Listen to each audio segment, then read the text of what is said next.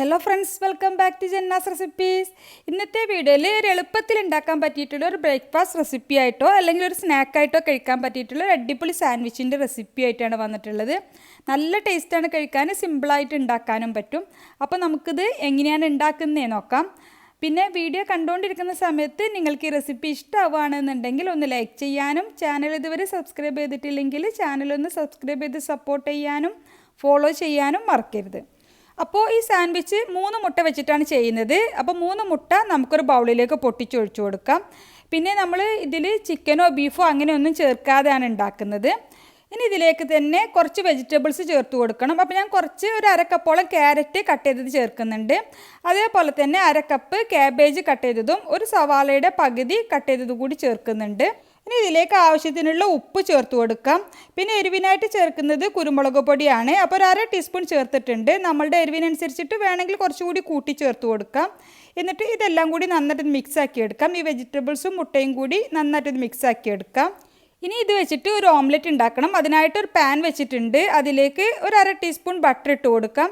Butter ഒന്ന് മെൽറ്റായിട്ട് വന്നാൽ ഇതിലേക്ക് നമ്മൾ മിക്സ് ചെയ്ത് വെച്ചിട്ടുള്ള മുട്ടയുടെയും വെജിറ്റബിൾസിൻ്റെയും ആ ഒരു കൂട്ട് ഇതിലേക്ക് ഒഴിച്ചു കൊടുക്കാം. എന്നിട്ട് എല്ലായിടത്തേക്കും ഒരുപോലെ ആവുന്ന രീതിയിൽ ഒന്ന് സ്പ്രെഡ് ചെയ്ത് കൊടുക്കാം. ഒന്ന് ഷേപ്പാക്കി കൊടുത്താൽ മതി. പിന്നെ നമ്മൾ എടുക്കുന്ന ഈ പാനിൻ്റെ വട്ടത്തിനനുസരിച്ചിട്ടാണ് ഈ ഓംലെറ്റിൻ്റെ കട്ടി ഉണ്ടാവുക. നന്നായിട്ടൊന്ന് ഷേപ്പാക്കി കൊടുത്താൽ നമുക്കിത് ലോ ഫ്ലെയിമിൽ അടച്ച് വെച്ചിട്ട് ഒരു 6-7 മിനിറ്റ് ഫ്ലെയിം കുറച്ച് വെച്ചിട്ട് വേവിക്കണം. ഒരു 6-7 മിനിറ്റൊക്കെ ആയാൽ നമുക്കിതൊന്ന് മറിച്ചിട്ട് കൊടുക്കാം. അപ്പോൾ ഒരു പാത്രത്തിലേക്ക് ഒന്ന് തിരിച്ചിട്ടതിന് ശേഷം നമുക്ക് ഈ പാനിലേക്ക് തന്നെ അതിൻ്റെ മുകൾ ഭാഗം അടിയിലേക്ക് വരുന്ന രീതിയിൽ ഒന്ന് മറിച്ചിട്ട് കൊടുക്കാം. കുറച്ച് ബട്ടർ വേണമെങ്കിൽ അടിയിൽ ഇട്ട് കൊടുക്കാം. ഞാനിപ്പോൾ ബട്ടർ ഇട്ട് കൊടുത്തിട്ടില്ല.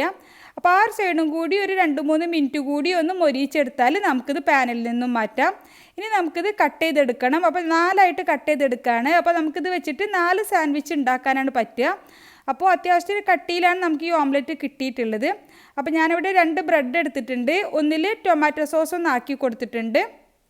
പിന്നെ മറ്റേ ബ്രെഡിൽ മയനൈസാണ് ആക്കി കൊടുക്കുന്നത്. നമ്മളുടെ ഇഷ്ടം പോലെ ആക്കി കൊടുക്കാം. മയനൈസൊക്കെ കൂടുതൽ ഇഷ്ടമുള്ളവർക്ക് അതിനനുസരിച്ചിട്ട് ആക്കി കൊടുക്കാം.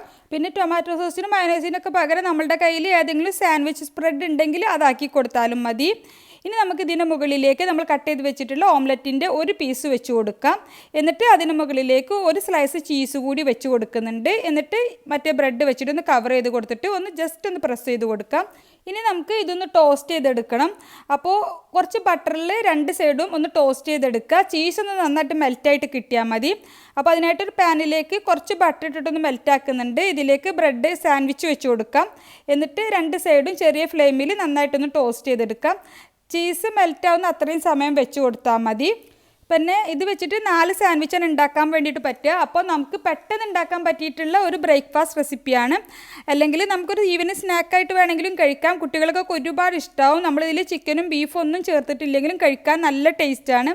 അപ്പോൾ ഇതുവരെ ഇതുപോലെ ട്രൈ ചെയ്ത് നോക്കിയിട്ടില്ലെങ്കിൽ തീർച്ചയായിട്ടും ട്രൈ ചെയ്ത് നോക്കുക. എന്നിട്ട് നിങ്ങളുടെ അഭിപ്രായം കമൻ്റായിട്ട് അറിയിക്കണം. അപ്പോൾ ചൂടോട് കൂടി തന്നെ കഴിക്കാൻ വേണ്ടിയിട്ട് നോക്കുക. നല്ല ചീസി ആയിട്ടുള്ള സാൻഡ്വിച്ചാണ്. കട്ട് ചെയ്ത് നോക്കിയാൽ നമുക്ക് മനസ്സിലാവും. അപ്പോൾ നിങ്ങൾക്ക് ഈ റെസിപ്പി ഇഷ്ടമായെങ്കിൽ ഒന്ന് ലൈക്ക് ചെയ്യാനും ചാനൽ ഇതുവരെ സബ്സ്ക്രൈബ് ചെയ്തിട്ടില്ലെങ്കിൽ ചാനലൊന്ന് സബ്സ്ക്രൈബ് ചെയ്ത് സപ്പോർട്ട് ചെയ്യാനും ഫോളോ ചെയ്യാനും മറക്കരുത്. ഇൻഷാ അല്ലാഹ് മറ്റൊരു അടിപൊളി റെസിപ്പിയുമായിട്ട് നമുക്ക് വീണ്ടും കാണാം. Thank you for watching.